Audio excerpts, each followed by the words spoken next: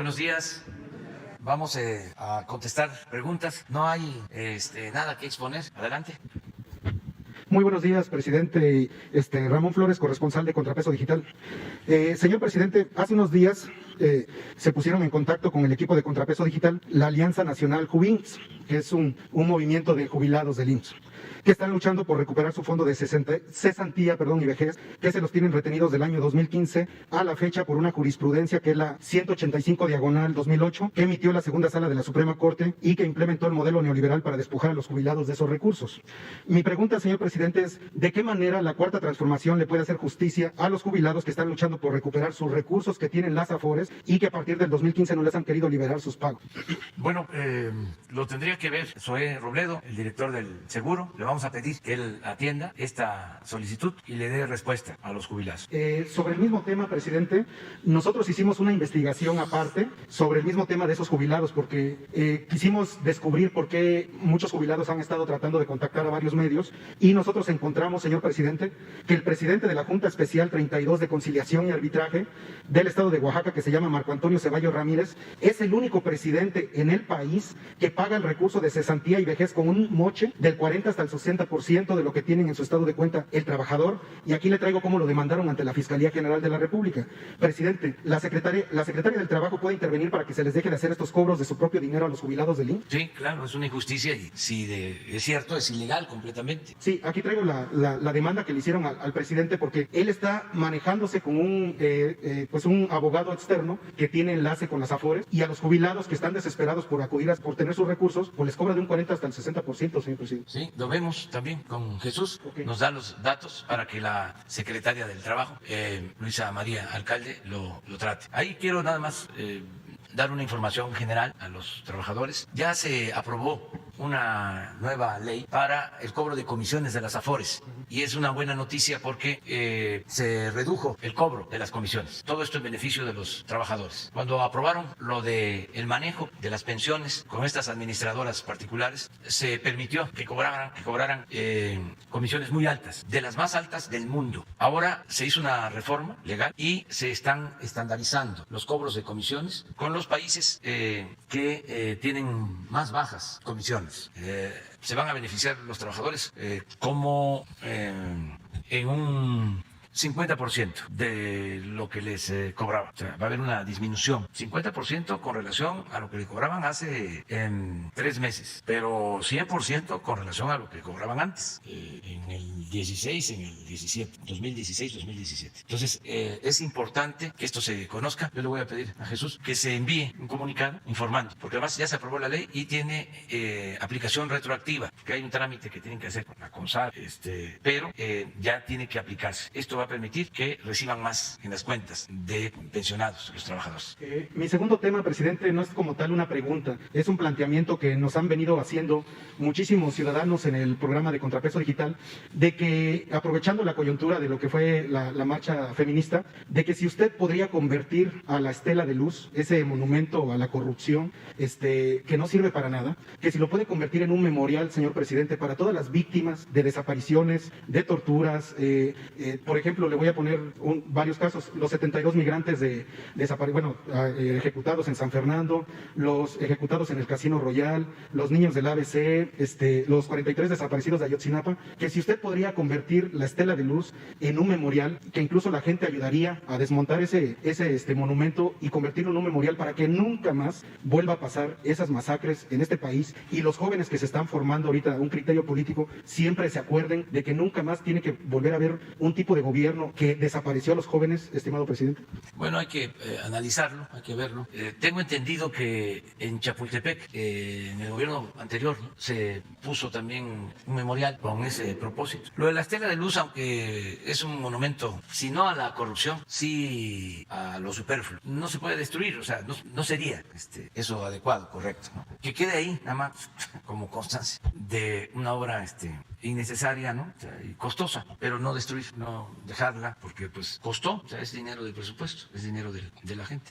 Sí, hay que ver lo que ya existe, porque sí se hizo un memorial para desaparecidos en el gobierno anterior y lo más importante es no olvidar, recordar todas estas atrocidades y que no se repitan, la no repetición, el que hagamos el compromiso de no ejercer desde el Estado la violencia, que no se reprima al pueblo y que busquemos la paz en el país en general, que se fortalezcan los valores culturales, morales, espirituales, porque lo que se padece es de descomposición social, es la violencia que se generaba desde el Estado, tanto por el abandono al pueblo, por la desigualdad que se produjo con el modelo neoliberal, que llevó al resentimiento y llevó a la violencia, a la desintegración de las familias, al abandono de los jóvenes. Entonces, el Estado propiciando la violencia. Y luego, queriendo resolver los problemas de inseguridad con el uso de la fuerza, o sea, generando más violencia. Entonces, todos tenemos que ayudar a conseguir la paz. Y ayuda mucho el imprimir principios, el moralizar, el utilizar toda la reserva de valores que hay en nuestras familias, en nuestras comunidades. Eso se alteró, eso se afectó. Ahí está, no se destruyó. Sigue habiendo una gran reserva de valores culturales, morales, espirituales, pero sí se afectó porque estamos todavía, desgraciadamente, padeciendo de violencia familiar, de violencia comunitaria, no solo la violencia de las bandas. Acabo de estar en Zacatecas y me presentaron un caso de un joven que fue secuestrado y lo asesinaron, un joven de 15 años. Se hizo la investigación, se intervino y se encontró que los responsables eran vecinos, conocidos. O sea, esto no es de un cártel, una banda, sino es parte de la descomposición que se produjo, yo sostengo, por el abandono al pueblo durante mucho tiempo y por el modelo de vida que fueron promoviendo, un modelo individualista, egoísta, materialista, en donde lo que vale es el dinero, lo material. Entonces eso afectó y la desintegración de las familias que se precipitó en el periodo neoliberal, los jóvenes abandonados, sin tutela, el gobierno desatendiendo a los jóvenes. Fue dramático el que se acuñara la frase de los ninis que ni estudian ni trabajan y a reírse todo el mundo y aplaudir. Y iba uno a los pueblos y a la entrada del pueblo, los jóvenes ahí en las gasolineras, ahí están los halconcitos para avisar quién llega, quién sale, y nunca se hizo nada por los jóvenes. Entonces tenemos que moralizar la vida pública, todos, insistir en que solo siendo buenos podemos ser felices, solo siendo buenos podemos ser felices, y que la ropa de marca y el lujo barato y la Cheyenne Apá, ¿no? Que solamente lo barato, como sea el poeta, el cantautor, se compra con el dinero. Pero eso hay que estarlo machacando y nos ayudan mucho, nos pueden ayudar mucho las familias. Por eso es muy importante también lo de la cartilla moral que ya se está distribuyendo entre adultos mayores para que voluntariamente nos ayuden a dar a conocer esos principios básicos, esos preceptos básicos con los hijos, con los nietos, fortalecer los valores.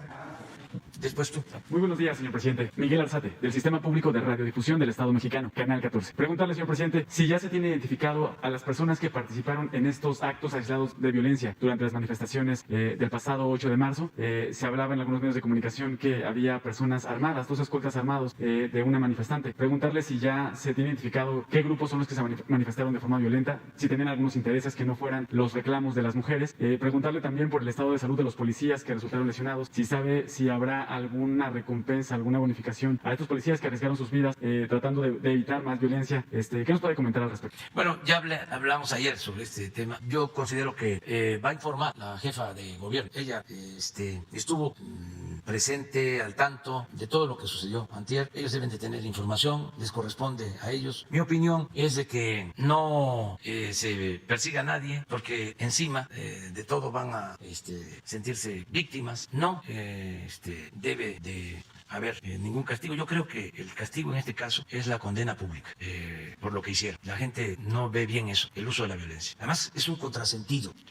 Yo creo que la expresión más burda y terrible del machismo es la violencia. El machismo es violencia. Entonces, ¿cómo quienes están en contra del machismo ejercen la violencia? Entonces, como que hace falta más análisis, más reflexión, porque sí hay muchas mujeres, ayer lo decía, millones de mujeres, que defienden la causa de la igualdad, y eso es válido, es legal, es legítimo, es justo, pero hay mucha infiltración, mucha manipulación. Todo esto también debe verse con la perspectiva de que durante el periodo neoliberal, para que no se centrara la atención en el saqueo, en la corrupción, en la desigualdad económica y social, los potentados, los dueños del mundo, permitieron y veían hasta con buenos ojos, alentaban movimientos justos, pero no centrales. O sea, puedes hablar del cambio climático, puedes hablar de la defensa de los derechos humanos, pero no quieras cambiar el régimen. O sea, entonces se tiene que hacer un análisis sobre eso. Si se transforma una sociedad, si hay una transformación política, pues tiene que dejar de haber injusticias. Para eso es la transformación. Entonces, con una transformación hay igualdad, hay libertad, hay justicia. Entonces, no buscaban la transformación, porque eso no les convenía. Si acaso era un análisis nada más de la realidad, pero no transformar la realidad. Entonces, cuando me dicen a mí, ¿es feminista? Yo contesto, soy humanista, porque considero que eso lo engloba todo, el ser humanista, el no permitir las injusticias, el no permitir la discriminación. No se puede ser humanista si se es machista, no se puede ser humanista si se es explotador, no se puede ser humanista si se es racista, si se es clasista, si no se respeta la naturaleza. Pero es importante lo otro, ser humanista es ser pacifista. Señor presidente, una segunda pregunta sobre el mismo tema. Lejos de estas aisladas manifestaciones violentas, porque la realidad es que fueron pocas, la gran mayoría, miles de mujeres, seguramente millones a nivel nacional, caminaron, salieron a las calles, alzaron la voz para exigir reclamos de justicia, de igualdad, de alto a la violencia, las violencias hacia las mujeres. De estos mensajes que son los importantes, ¿con qué se queda usted, presidente? Preguntarle si estos mensajes, estos reclamos de las mujeres llegaron aquí a Palacio Nacional, ¿con cuáles se queda? Y en estas violencias que sufren las mujeres, precisamente hoy en el Senado se va a discutir una ley en materia de igualdad salarial que busca que exista un salario igualitario entre hombres y mujeres, acabar con esta brecha de género que existe en muchas partes, en muchos trabajos, para que no exista esa desigualdad. Dos preguntas para finalizar. Estos mensajes llegaron aquí a Palacio Nacional y ¿qué opinión le merece esta ley que se espera que se discuta hoy en el Senado? Preguntarle en este gobierno cómo se encuentra el salario entre hombres y mujeres. Pues no llegan al Palacio. Nosotros llevamos años recogiendo los sentimientos de la gente, de hombres y de mujeres, y estamos luchando permanentemente en favor de las mujeres. Comentaba yo de que de todos los programas de bienestar, la mayoría son mujeres. Me refiero a los beneficiarios. Son niñas, en las becas son mujeres, mayoría. Es más, hasta en los trabajos del campo, en el Sembrando Vida, ya como un 35% son mujeres. Entonces, siempre se ha atendido a las mujeres. Es una convicción. Nosotros no tenemos ningún problema de conciencia, porque siempre hemos estado en apoyo a las mujeres y a las mujeres más pobres, más abandonadas, marginadas. Trabajamos para eso, por eso estamos aquí. Entonces, no es que nos vengan a decir, si en todas mis giras, pues hablo con hombres y con mujeres, y ahí me expresan todo, y atendemos y resolvemos casos. Y en el gobierno hay muchísimas mujeres. Nunca lo había dicho en otras ocasiones, lo repito. Habían participado tantas mujeres en el gabinete. Esto no pasa en Estados Unidos, ni en Rusia, ni en China, ni en España, ni en ninguna parte. México es de los primeros países en el mundo donde la mitad de los legisladores son mujeres. Y es una lucha nuestra, desde la oposición. Nos tocó enfrentar a los que ahora nos cuestionan en la participación de candidatas. ¿Saben qué hacían? Nada más para cumplir la norma, presentaban de candidatas, inscribían a sus esposas, a sus hermanas, a sus mamás. Sí, y nosotros presentamos denuncia en contra de eso. Hasta que se logró, de modo que lo que planteas de la igualdad en el salario, pues claro que estamos de acuerdo. Además, ya lo establece la ley. O sea, no puede haber discriminación. Para un cargo, no por ser mujer, tiene que ganar menos. Pero si se va a especificar en el Senado, o sea, se va a refrendar este derecho, estoy de acuerdo. Por cierto, quiero mandar un abrazo cariñoso a todos los familiares de Isela Vega, que falleció ayer. Isela Vega siempre nos apoyó, una mujer extraordinaria, libertaria, una mujer de avanzada. Nuestro pésame. Nació en 1939, tenía 81 años, Isela, pero así, fuerte siempre. Me acuerdo que me acompañó cuando el fraude del 2006. Ella estuvo, aquí, en el Zócalo, siempre con nosotros. Presidente, muy buenos días. Soy Max de Haldeman de Bloomberg News. Hace unas semanas estuve hablando con varios campesinos en Campeche y Yucatán para averiguar sobre reportes que estaban quemando selva para plantar árboles jóvenes y recibir los beneficios ofrecidos en el programa Sembrando Vida. Encontré a Antonio, un campesino en Campeche, que sí hizo exactamente eso. Necesitaba los recursos, pues quemó 60 especies de árboles, incluso salam y chaca, para entrar en el programa. Lo mismo me mostraron otros campesinos. Los recursos para proteger su selva se acabaron. Entonces quemaron árboles para poder recibir recursos de Sembrando Vida. El grupo World Resources Institute, que ha trabajado con el gobierno para monitorear los resultados del programa, dijo que podría haber causado la pérdida de 73,000 hectáreas de cobertura forestal solo en 2019. Este es un tema que se va a investigar el gobierno. Podrían cambiar la política para no incentivar esta pérdida de selva y ayudar más a los campesinos. Pues no estoy de acuerdo con esa apreciación. No se está destruyendo construyendo el monte alto. Para empezar, ya no hay selva, desgraciadamente. O sea, es muy poco lo que queda de selva tropical. Es monte alto lo que hay. Y desde luego hay que cuidarlo. Pero ese dato es erróneo. Es decir, no se apega a la realidad. Puede ser que tu caso de 70 árboles sea válido y fue indebido que se haya quemado esos árboles, totalmente. Pero de 70 árboles a 70.000 hectáreas, pues hay una gran diferencia. Presidente, con respeto, yo fui a muchos lugares en esos dos estados y yo vi muchos troncos quemados y la gente me mostró donde cortaron la selva y lo quemaron. Además, hay otros problemas con el programa que me dijeron. Los campesinos dicen que, por ejemplo, los técnicos les piden que sembren árboles no nativos que crecen muy mal y mueren con frecuencia, y pues vuelven a pedir que sembren el mismo árbol que ya murió en vez de plantar árboles nativos que crecerían mejor. Yo no tengo esa información. La gente está muy contenta con el programa Sembrando Vida. Yo solo le digo lo que me dijeron. Sí, y sí. No es algo que deberían investigar. Los expertos allá en el campo me dijeron que ellos piensan que la tasa de sobrevivencia de los árboles va a ser ese es en Campeche, entre 10 y 30%. Eso no es algo que debería investigar el gobierno para mejorar. Se está haciendo. Es que el propósito es reforestar. Ese programa Sembrando Vida es el programa de reforestación más importante que se está aplicando en el mundo. Para que tengas un dato, Ese dato tengo. en Estados Unidos destinan a la reforestación $300 millones. Y el programa Sembrando Vida significa una inversión anual de $1.200 millones. Es plantar más de 1.000 millones de árboles, en 1 millón de hectáreas. Y se están beneficiando 420,000 sembradores. Entonces, no es para afectar la naturaleza, mucho menos para afectar a los campesinos. Es para proteger el medio ambiente, sí, y ayudar a los campesinos, a los sembradores. Sí, claro, y es una muy buena idea. Qué bien que hace México, invierte tanto dinero. Pero a veces los programas no funcionan exactamente como quieren. Y eso no tiene hay que buscar la forma de que funcionen bien. Ajá. Y Entonces, siempre hay... Pues van a investigar a ver cómo Sí, pueden mejorar. claro que sí. Ajá. Claro que sí. Bueno, pero ahí le dejo de tarea a Bloomberg que analice Es que lea, por favor, mi reporte. qué están haciendo en Estados Unidos. Sí, Pues ahí- eso me están investigando también, sí. eso es, que se investigue. Muchas gracias. Ándale. Bueno, vamos de Estados Unidos a Canadá. Es un tema de Canadá, presidente. Buenos días. Buenos días a la gente que lo escucha dentro y fuera del territorio nacional. Le voy a hacer 3 cuestionamientos, presidente, si me lo permite. Vamos a empezar con uno. Dice, presidente, según un par de encuestas difundidas recientemente en los periódicos El Financiero y El Universal, confirman hasta hoy que la oposición integrada por los partidos PRD, PAN y PRI y sus aliados solo tienen entre el 1 y el 3% de preferencias en las próximas elecciones de junio 6. Y por ello, Morena, según esto, podría obtener la mayoría absoluta en la Cámara de Diputados. Sobre ese tema, presidente, elecciones y candidatos. Durante las últimas semanas, los feminazis, a los que yo llamo y que encabezan Vicente Fox, Verónica Villalbazo, mejor conocida como Frida Guerrera, que ahora sí ya me aprendí su nombre, hace un año no lo sabía, Felipe Calderón, Margarita Zavala, Denise Dresser, Broso, Carlos Loret de Mola y agregados que agrupan a diversos medios de comunicación, pugnaran para que Félix Salgado Macedonio declinara por la candidatura del estado de Guerrero. Sin embargo, hoy esos feminazis que yo llamo no dicen nada de Gabriel Cuadri, quien es acusado de violentar mujeres en la Universidad Iberoamericana que dirige en Jesuitas y que hoy compite por una diputación federal. Tampoco pugnan para que Margarita Zavala se baje de la contienda electoral por un escaño en la Cámara Baja, pues hay que recordar que junto con su marido, Felipe Calderón Hinojosa, protegieron a los familiares de Zavala para que no se hiciera justicia a los niños que fallecieron en el incendio de la guardería ABC.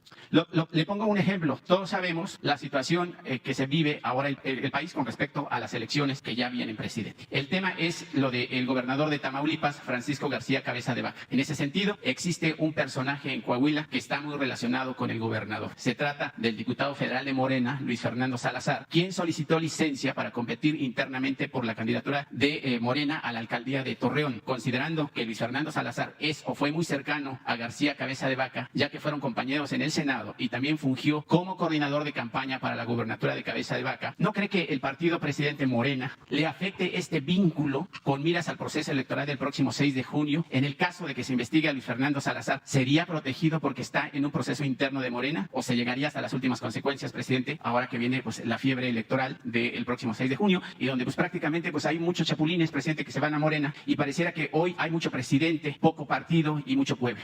Bueno, en en lo electoral, pues son los partidos los que tienen que decidir. Nosotros lo que vamos a procurar es de que se respete el voto de los ciudadanos. Es un acuerdo por la democracia que se está promoviendo con los gobernadores para que sean los ciudadanos los que decidan libremente quién debe de representarlos, quién debe de gobernar. Que no haya uso del presupuesto público, ni del presupuesto estatal, ni de los presupuestos municipales, ni del presupuesto federal. Que no se utilice el presupuesto para beneficiar a ningún partido, a ningún candidato. Que no se permitan las prácticas de antes, de acarreos, compra de votos, relleno de urnas, falsificación de actas. Que no se permita el fraude electoral, pero que además se castigue al mapache electoral, al delincuente electoral. Ya la Constitución establece que el fraude electoral es delito grave y el que es acusado por fraude electoral, sea quien sea, no tiene derecho a fianza, sea un presidente municipal, sea un gobernador, sea el presidente de la República. Esto estaba contemplado en la Constitución de 1857, la Constitución liberal, la Constitución de la Reforma. Y en la Constitución del 17, que esa es la Constitución de la Revolución, se eliminó el que pudiese juzgarse al presidente por delito electoral. Y nada más se dejó de que el presidente podía ser juzgado por traición a la patria. Ahora ya se reformó la Constitución y al presidente se le puede juzgar por cualquier delito. Entonces, si al presidente se le puede juzgar por delitos electorales, a todos se les puede juzgar y no hay derecho a fianza. Entonces, la Fiscalía General de la República puede, a través de la Fiscalía Electoral, participar en los procesos electorales vigilando de que no haya fraudes. Y ojalá y se aplique la ley, porque sería un avance importantísimo el que se pudiera decir en estas elecciones. Por primera vez en mucho tiempo hubo elecciones limpias y libres en México, porque son contadas las ocasiones en la historia del país, en siglos, en que hemos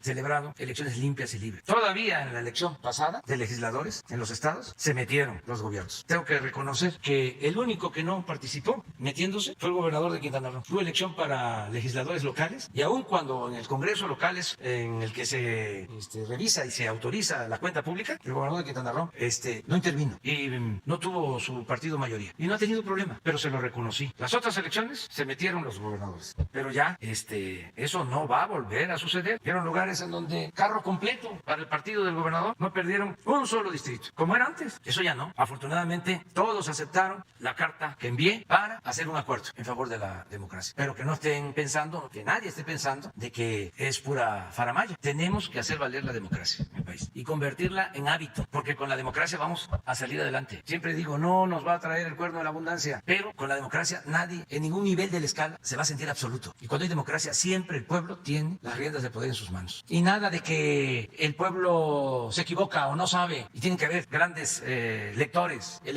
o democracia, como decían antes los antidemócratas, democracia que no es dirigida, no es democracia. No, el pueblo es mayor de edad y sabe elegir. Y la democracia es el poder del pueblo. Y en la democracia el pueblo es el que manda, es el que decide. Y vale lo mismo el voto de un campesino que el voto de un potentado. Entonces, es un llamado a que haya democracia. Y si hay candidatos que están impedidos por ley, es decir, que tienen antecedentes penales, pues no deben de ser candidatos. Eso está prohibido. En el momento del registro de las candidaturas, tienen que presentar una carta de no antecedentes penales. Y sería muy bueno también que los partidos, pero eso es pues una recomendación, yo no me puedo meter en la vida interna de los partidos, pero sería muy bueno que se investigara, que se preguntara a las autoridades judiciales si no hay carpetas de investigación, además de la carta de no antecedentes penales. Sería muy bueno que una vez que tengan todos los candidatos los partidos, claro que le van a dar trabajo a la fiscalía, pero sería muy bueno que le mandaran una carta anexando la lista para ver si los candidatos no están ahí en expedientes. Presidente, perdón por no presentarme, Marco Antonio Olvera de la revista Infesis. Una segunda pregunta, presidente. Hasta diciembre del año pasado, solo en los Estados Unidos había 37 millones de mexicanos indocumentados, quienes enviaron a México 40.600 millones de dólares por concepto de remesas, que sin ellas, presidente, el país estuviera en una crisis profunda, sin precedentes, consecuencia del COVID-19 que azotó el mundo completo. En ese sentido, presidente, me gustaría abordar varios temas sobre los migrantes de Estados Unidos, malos tratos, falta de atención en la mayoría de los 50 consulados que tenemos allá en los Estados Unidos, pero pues nada más tengo oportunidad de hacer 3 preguntas. Y por ello, mejor le doy prioridad, la situación de migrantes mexicanos que son perseguidos políticos y que ahora viven en Canadá, de quienes ahora le voy a leer a usted una carta que le dirigieron como presidente de la República. Ellos, presidente, los perseguidos políticos, le piden a través de mi voz que les regale un pedacito de patria que les arrebataron cuando los expulsaron de su tierra, México. Ahora le voy a leer la carta. Comité de Perseguidos Políticos Refugiados en Montreal, Canadá, febrero 16 del 2021. Licenciado Andrés Manuel López Obrador, presidente constitucional de los Estados Unidos mexicanos. Por este conducto, acudimos ante su amplia investidura a fin de manifestar lo siguiente. A través de los medios de comunicación y de su propia voz, nos enteramos a diario que dentro del marco de su gobierno han surgido una gran cantidad de proyectos sociales encaminados a resolver la problemática social y económica del país, que por años llevó a la más desastrosa situación de nuestro México por el descuido de los gobiernos conservadores. Los programas hasta hoy conocidos cubren las necesidades de los adultos mayores, niños con capacidades especiales, estudiantes, productores del campo, jóvenes aprendices, etc. Sin embargo, en el caso específico de perseguidos políticos, refugiados fuera del país y que deseen regresar a México, nos es de gran importancia saber cuáles son las garantías políticas, sociales y económicas que nos ofrece su gobierno, en la inteligencia de que la mayoría de quienes nos encontramos en esta situación perdimos todo al dejar a México. Nuestras familias han sufrido al tratar de integrarse a una sociedad diferente en cultura, lengua, tradiciones, etc. Muchos quienes contaban con una profesión en México la perdieron al no poder hacerla válida en el país de acogida, Canadá, teniendo que conformarse con trabajar en una actividad muy inferior a su capacidad profesional por falta de acreditación profesional válida. Por todo ello y más, pero sobre todo por el amor a nuestra patria, a muchos nos gustaría estar de retorno y nuevamente hacer una vida con un proyecto social, como en algún momento lo hicimos, y en respuesta de ello fuimos perseguidos por nuestros ideales, forzándonos a salir del país, abandonando todos nuestros bienes y familia para buscar la sobrevivencia en un país ajeno al nuestro. Le reiteramos nuestra distinguida consideración al respecto. Atentamente, Comité de Perseguidos Políticos Refugiados en Montreal, Canadá. Presidente, ellos quieren regresar al país, pero no les han dado respuesta en la Cancillería. Ellos no están pidiendo que se les resarza el daño por ser perseguidos políticos económicamente. Quieren que su gobierno los acompañe para regresar al país, que tengan acceso a un trabajo, que ya no sean obviamente perseguidos, porque obviamente todavía sus captores o sus verdugos siguen vivos aquí en México. ¿Qué les diría a esos mexicanos que están en Canadá, presidente? Voy a atender su petición, que nos entreguen el escrito, que tú nos ayudes a eso, nos des los nombres, que si se puede especificar los motivos de cada uno, o sea, de por qué fueron tratados así, y que me envíen personalmente el escrito, o sea, que me entreguen a mí el escrito, y yo lo voy a atender, yo les doy respuesta. Gracias, presidente. Y un comentario rápido, y le voy a preguntar sobre la justicia mexicana con respecto a la justicia gala. Presidente, el año pasado yo le pregunté aquí cómo ayudar a más de 250 campesinos de Krill en el estado de Chihuahua. Ellos fueron recibidos por gente de la Procuraduría Agraria y de la SEDATU a fin de que les paguen la deuda con respecto a sus tierras. Ahora este tema no se destraba, pese a que usted había dado instrucciones que se les atendiera. Presidente, sin embargo, ellos, los campesinos de Krill, le traen una propuesta donde le piden reunirse con el secretario de Hacienda, Arturo Herrera, pues traen una oferta que les permitirá que su gobierno les pague sus tierras y además se le quede dinero a las arcas públicas del país. Presidente, ¿hasta cuándo se escuchará a los campesinos más pobres de este México? Que unos, presidente, viven como en los años de 1910 y 1920, cuando fue la repartición de tierras y se desterró, entre comillas, a los ricos hacendados. Los va a recibir el secretario de Hacienda. Ese es mi compromiso a la petición. A través tuyo se va a conseguir esta cita para los campesinos. Gracias, presidente. Y con respecto, quizá es bastante recalcitrante o incisivo el tema para no llevar a juicio a los expresidentes que saquearon al país. La ciudadanía en general, por lo menos se quedaría conforme que regresen el dinero que robaron, que saquearon, el que está en Andorra, los que están en países de paraísos fiscales, presidente. ¿Qué le falta a la justicia mexicana para enjuiciar a estos expresidentes desde Salinas, Fox, Calderón, Enrique Peña Nieto, los que lo antecedieron? Porque en días recientes, los galos, la justicia gala, llevó a los tribunales al expresidente Nicolás Sarkozy. ¿Qué le falta a la justicia mexicana? Que tenga la gala, la justicia gala, para que nosotros podamos ver una justicia en México con esta gente corrupta y que, consecuencia de su corrupción, pues hoy muchos mexicanos, más de 70, 80 millones de mexicanos, viven en pobreza extrema, están mal alimentados, pasamos por una pandemia porque somos obesos, porque no tenemos acceso a servicios básicos de medicina y mucho menos de atención médica. ¿Cuál es la diferencia, presidente? ¿Qué le falta a la justicia mexicana con respecto a la justicia gala? Perdón, Carmen, pero no se vale estar interrumpiendo. Estamos avanzando. Yo creo que fue importante el que se aprobara lo de la consulta que se va a llevar a cabo en agosto. Todos los ciudadanos vamos a participar y se va a preguntar si se quiere el inicio de un juicio contra los expresidentes, si se quiere o no, si se considera importante, necesario o no. Eso nunca se había llevado a cabo. Ahora, en agosto, se va a llevar a cabo esta consulta. Eso es importante. No significa que si los ciudadanos dicen sí, que se inicie el juicio, ya son culpables. Es comenzar una investigación, abrir un expediente con ese propósito y que las autoridades competentes vayan resolviendo, los ministerios públicos, los jueces, y se les dé también a los acusados el derecho, como a cualquier ciudadano, a la defensa. Es iniciar un proceso, no es ya señalar de que son culpables. Pero sí es un avance importante el que todos participemos y se decida sobre este tema. Si consideramos consideramos que ya no debemos de revisar el pasado y ver hacia adelante, o sí, se hace un análisis,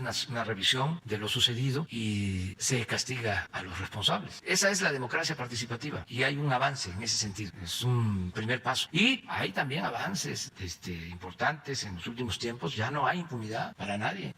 Nosotros no somos tapadera de nadie. Así como no perseguimos a nadie, no fabricamos delitos, también no encubrimos. Y es la Fiscalía la que decide libremente, con autonomía, a quién se castiga. Antes era el presidente. El poder de los poderes era el Ejecutivo. Yo ya les he comentado, no solo dependía del presidente, el procurador, sino hasta el presidente de la Suprema Corte. Hay un teléfono del escritorio del presidente al escritorio del presidente de la Suprema Corte. Y levantaba el teléfono el presidente, aunque se trataba de un poder independiente, autónomo. Lo mismo pasaba con el poder legislativo. Todo era formalidad. Desde el tiempo de Porfirio Díaz, la Constitución se respetaba en la forma, pero se violaba en el fondo. Era una gran simulación. Y hablaban de Estado de Derecho, cuando en realidad era un Estado de chueco. Entonces, hemos avanzado para que haya legalidad y se va a seguir avanzando con ese propósito. Y tenemos que seguir combatiendo la corrupción, como en cualquier parte del mundo. Porque sí, en efecto, en otras partes se castiga a los presidentes. Aquí, relativamente cerca, nuestros vecinos de Guatemala. Hace poco metieron a la cárcel a un presidente de Guatemala porque le comprobaron que se había robado, creo que 40 millones de pesos. Una bicoca en comparación con el saqueo llevado a cabo en nuestro país durante el periodo neoliberal, y fue a la cárcel. Aquí nunca, jamás. Entonces sí, se tiene que acabar por completo con la impunidad, pero también no usar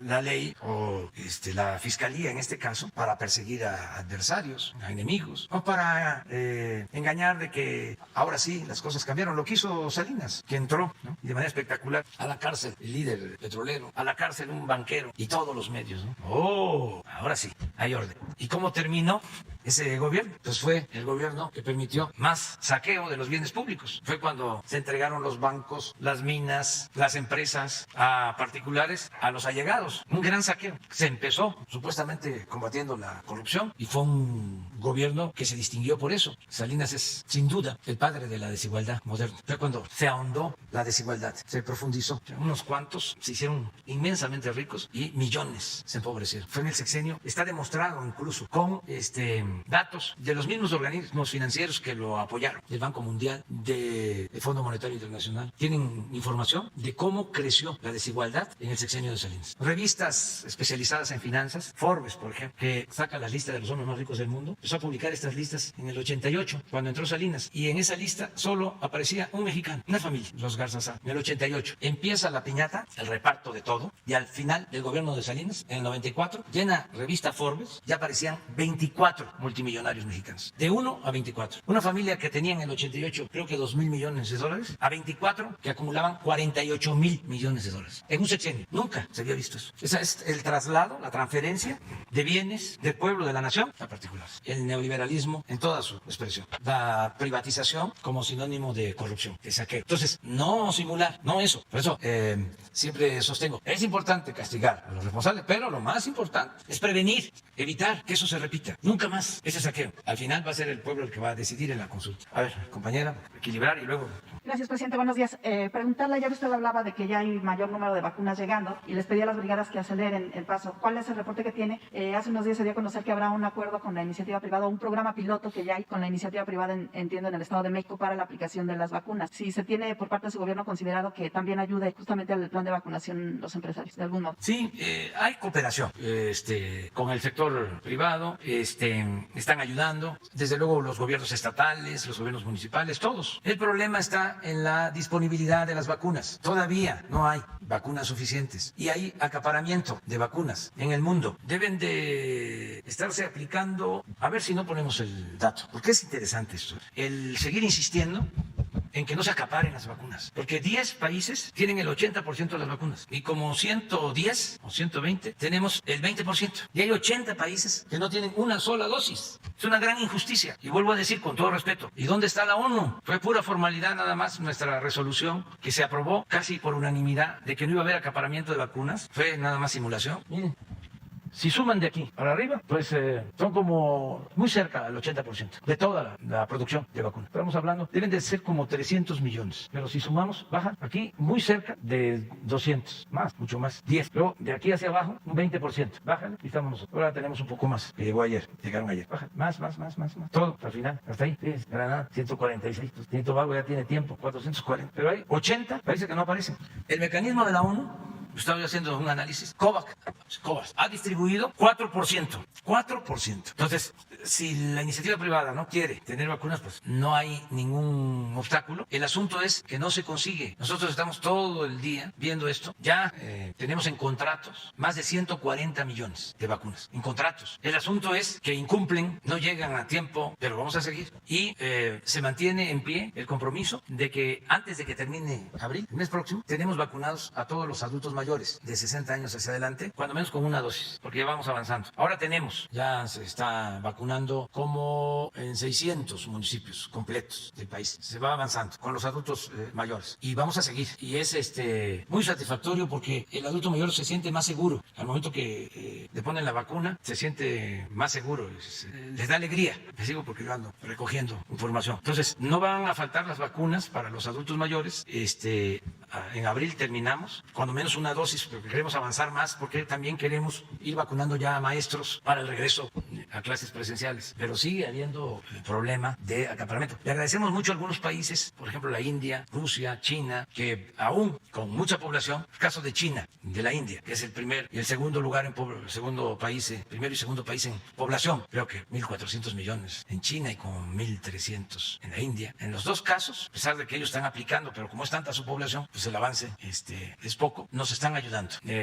Puede ser que en esta semana hablemos con el embajador de China, porque hay el compromiso de enviarnos para marzo, abril, mayo, junio, alrededor de 10 millones de dosis. Y eso se lo agradecemos mucho, de una vacuna que están produciendo, que no es la Sputnik ni la CanSino, es otra. Sí, la mencionó Marcelo. Yo me refería al papel de los empresarios porque se dio a conocer que en el Estado de México hay un programa piloto en la aplicación ya de la vacuna donde participan el sector privado. Entonces, mi duda era si también van a participar en otras entidades. Sí, pero no hay ningún programa piloto porque no tienen vacuna. No, nos están con las ayudando. vacunas del gobierno, claro. Sí, nos están ayudando para facilitarnos espacios. Eso lo están haciendo todos los empresarios en el país y los gobiernos estatales. Todos estamos trabajando de manera coordinada y así vamos a seguir. Pero no hay, como se pensaba al principio, de que los gobernadores plantearon de que podían ellos comprar las vacunas o empresarios que podían también comprar las vacunas para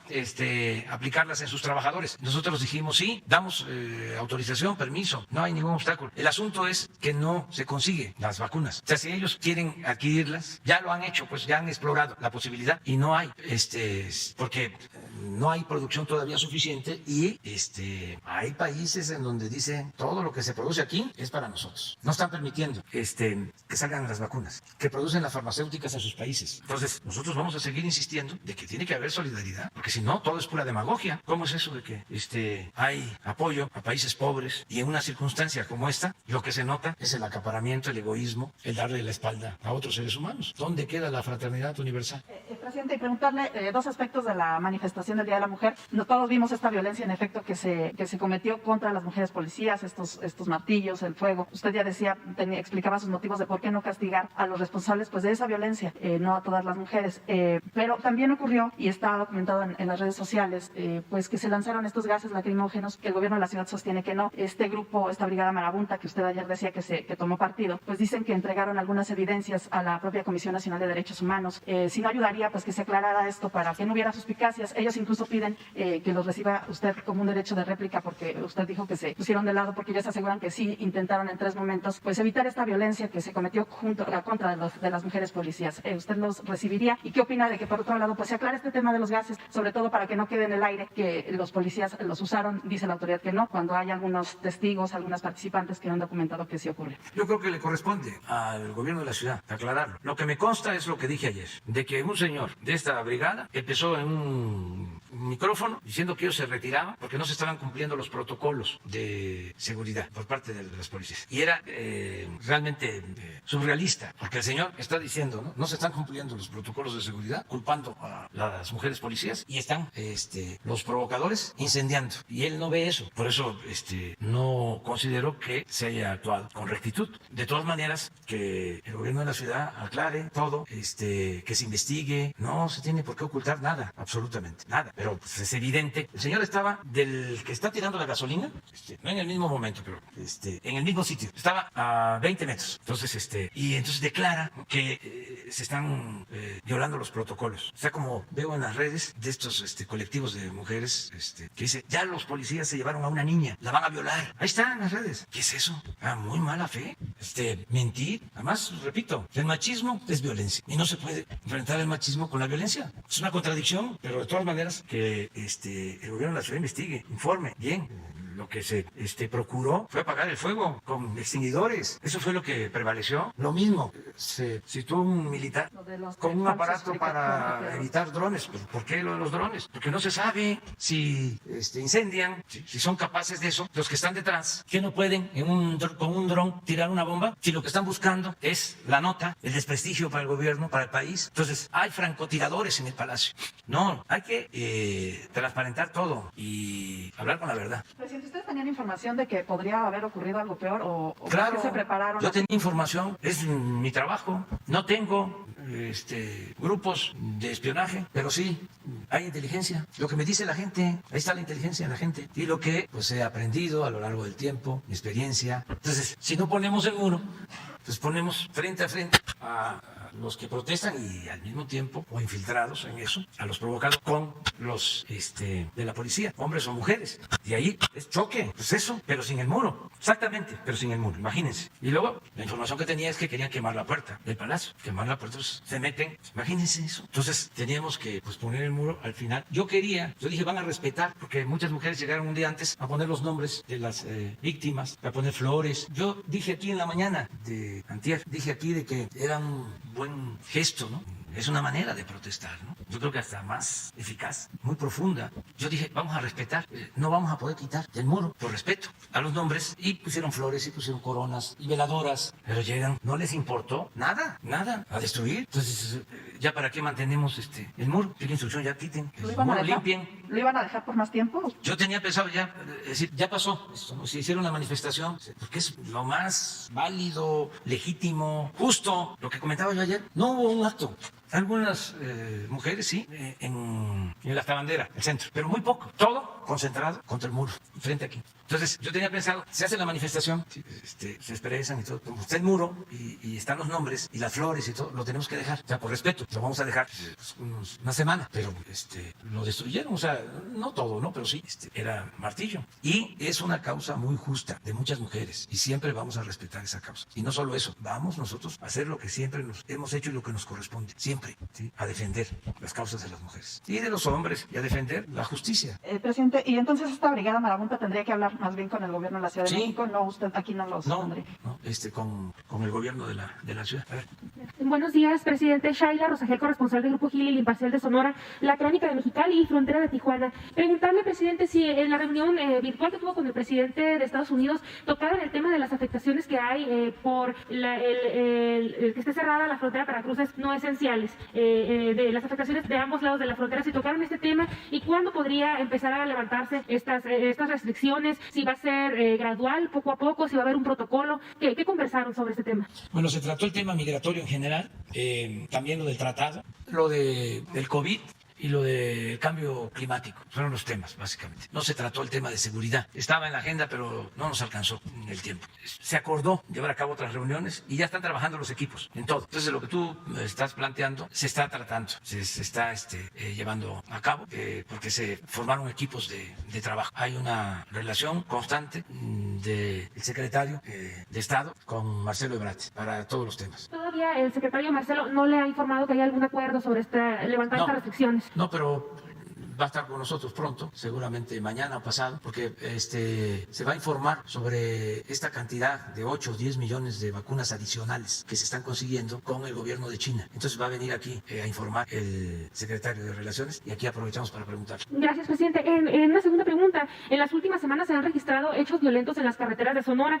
Son enfrentamientos armados, por ejemplo, en la carretera Imuris-Magdalena de Quino el miércoles pasado, en el área de Guaymas, en Palme, 2 camiones de personal fueron incendiados, y en la región de Sonorita, San Luis Río Colorado, despojaron a conductores de sus vehículos. Preguntarle pues si usted tiene información de estos hechos y qué acciones están tomando para la seguridad de estas carreteras. Pues ahí estamos fortaleciendo la presencia de la Guardia Nacional en Sonora. Hay enfrentamiento en toda esa región entre grupos de la delincuencia organizada y hay presencia de la Guardia Nacional. Lo vamos a seguir haciendo allá en Sonora. ¿Tiene más o menos el número de cuántos elementos adicionales hay de la Guardia Nacional? No tengo ahora el dato, pero sí te lo proporciona Jesús, para no equivocarnos. Y faltan más cuarteles, ¿verdad, sí.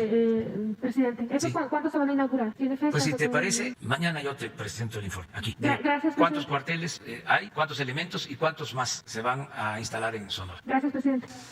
Nada más, ahora, espérate, es que está ella. Gracias, buenos días, señor presidente. Ana Francis Moore, de Capital 21, conductora de Aunque Usted No Lo Vea, cabaretera y reina chula. Buenos días.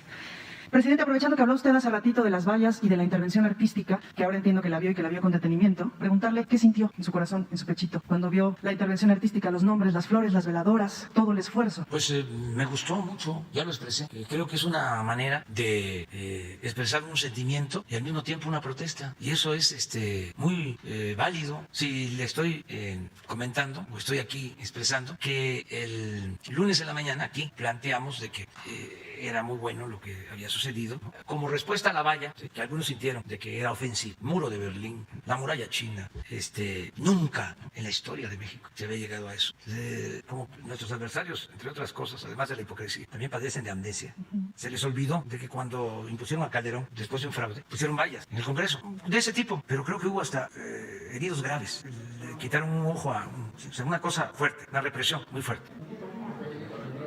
Sí, ¿verdad? La entrada de Peña Nieto, sí. Y entonces, ante todo esto, ¿no? Algunos toman la iniciativa de decir, vamos a poner los nombres, ¿no? Y es una forma de protestar ante el muro, frente al muro, y llevamos las flores. Pues yo qué sentí, bueno, qué bien, ¿no? Que se protesta. Y en la mañana hablé de eso, porque mucha gente fue a poner sus flores, a poner sus veladoras, a expresar sus sentimientos familiares de víctimas. Entonces, ya había yo dado instrucciones de que se mantuviese el muro por respeto a los nombres que se habían escrito y a las víctimas y a los familiares de las víctimas, pensando que pues iba a haber la manifestación, que no se iban a atrever, o sea, que iban a respetar eso. Es que hay escalas, hay niveles, ¿no? En los grupos que protestan. O sea, hay quienes protestan de una manera y hay quienes protestan de otra. O sea, eso que planteas de cuando Peña Nieto, yo recuerdo que estaban los de Atenco protestando y estaban los maestros de la CENTE protestando. Y llegó un grupo extremista que incluso los de Atenco y los maestros quisieron controlarlos, que fueron los que llevaron a cabo la provocación. Y por eso la respuesta de fuerza, represión. O sea, cómo hay distintas formas pues, de protestar. Entonces, esto pues ya no permitió mantener el muro. Habían quienes planteaban, aquí acaban de decir, ¿por qué no se van las vallas a rodear? ¿Cómo se llama la estela de luz? Sí, o sea, ¿por qué no se ponen ahí? O sea, esa mañana del día 8. Pero en la tarde pues empieza el fuego, ya no se podía mantener eso, pues. Señor presidente, ¿considera usted, quitando colados y feministas por un día, etcétera, que nos estorban tanto a usted como a los movimientos feministas, considera que el diálogo entre los movimientos feministas y el presidente, ojo que no digo el gobierno de la República, sino el presidente, está roto? Y si sí, ¿cómo le echamos buena fe para recomponerlo? Pues nosotros estamos abiertos siempre al diálogo, pero el día de la marcha siempre hay comunicación de los colectivos con autoridades de la Ciudad de México. El informe que me dieron ayer dice que no querían hablar, no querían diálogo. Eso me gustaría también que lo aclarara Claudia. Dice que le sorprendió porque hasta en las situaciones más difíciles aceptan, bueno, está bien, protéjannos aquí porque vamos a salir. Y ahí se llega a un acuerdo. Claro, a lo mejor sería un diálogo de fondo, ¿no? Pero no, era diálogo. Entonces, nosotros estamos abiertos al diálogo. La Secretaría de Gobernación, que antes se dedicaba a reprimir, como es de dominio público, ahí estaban los sótanos para encerrar y torturar a opositores. Ahora es como la Secretaría de los Derechos Humanos. A eso está dedicada. Y hablan con todos. Y la licenciada Olga Sánchez Cordero se ha caracterizado por la defensa de los derechos de las mujeres. Pues lo mismo la jefa de gobierno, Claudia Sheinbaum, y todas las que trabajan en el gobierno. Entonces no hay cerrazón. Yo tengo que decir las cosas, a veces no les gusta, pero no puedo callarme cuando estoy viendo de que está de por medio una provocación que afecta al mismo movimiento feminista. Porque si no hay esa violencia, se llena el Zócalo, se llena, porque es una causa muy justa. Por eso también los conservadores se quieren apoderar, se montan, pero ojalá, ¿no? Y se replanteen las cosas y nosotros vamos a seguir garantizando diálogo y el derecho a disentir. Y la tercera pregunta, señor presidente. De la misma manera que llamó a los gobernadores de los estados a respetar el proceso electoral para que tengamos unas elecciones como Dios manda, ¿será que puede hacer un llamado desde su voz, que es tan importante, que es tan fuerte, que tanta gente escucha y hace caso, para las fiscalías de todos los estados, para que atiendan, caramba, con la mínima decencia y celeridad, tantos casos de feminicidios que quedan pendientes? Lo estamos haciendo constantemente. Se está hablando con los gobernadores. Hay una relación precisamente de la licenciada Sánchez Cordero con fiscales estatales. Se ha ido avanzando mucho en que si fallece o pierde la vida o es asesinada una mujer, no sea un homicidio más, sino se le pueda clasificar como feminicidio si lo es. Antes no había eso.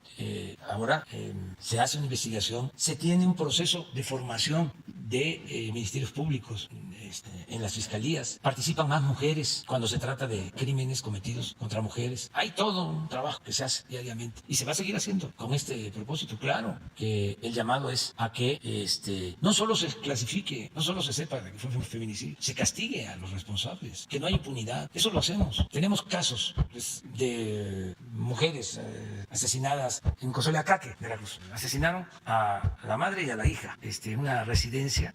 Ellas se dedicaban a la actividad económica, pero también a la política. Y ya estamos en la investigación y se va a aclarar. Es más, ya hay detenidos. Y no hay influyentismo que valga. Estamos pendientes. Yo todos los días recibo el informe de todos los homicidios que se cometen en las últimas 24 horas. ¿Cuántos hombres, cuántas mujeres, en dónde, en qué circunstancias? Todo lo que pasa. Y si hay un asunto grave, lo atendemos. Y si les digo lo que vimos hoy o lo que vimos ayer, ya son cuestiones muy fuertes. Por eso tenemos que buscar entre todos una sociedad mejor. Porque lo que produjo, esa es mi hipótesis, lo que produjo esta descomposición social fue el modelo neoliberal. El solo pensar en lo material, en el lucro. Hubo pérdida de valores en todo este periodo. Se elevó a modelo de vida el triunfar a toda costa, sin escrúpulos morales. Y mucho problema de desintegración en las familias. Mucho problema y mucho resentimiento. Hace poco comentaba sobre un análisis que se hizo de sicarios, de los pocos estudios que hay, de cómo llega la descomposición a que deciden, cuando ya son importantes en el mundo delictivo, que ya son jefes, deciden hasta asesinar a sus padres. Y en investigación se les pregunta, ¿y por qué? Por el trato que le daban a mi madre. Y cómo al final deciden no hacerles daño, teniendo todo, teniendo ya a su servicio a sicarios y habiendo pensado en cobrársela a los padres. Y cuando se encuentran con ellos, les dicen, vete, no te quiero, porque si te vuelvo a ver, te va a ir mal, vete. Pero ese hijo, así en esa condición, resuelve al final no quitarle la vida al padre. Eso es lo importante del ser humano, la bondad del ser humano, hasta en la circunstancia más extrema. Porque hay quienes piensan que se nace malo. No, el ser humano nace bueno. Son las circunstancias los que llevan a algunos a tomar camino de las conductas antisociales. Por eso tenemos que buscar una sociedad mejor, una sociedad con felicidad. Esa es la opción, esa es la alternativa. No modelos económicos o formas de vida individualistas, egoístas, racistas, clasistas, discriminatorias, que producen resentimientos, muchos resentimientos. Es una labor de todos. Yo creo que eso es más importante. Martí lo decía, no es solo buscar el bienestar material, sino el bienestar del alma. Eso es lo que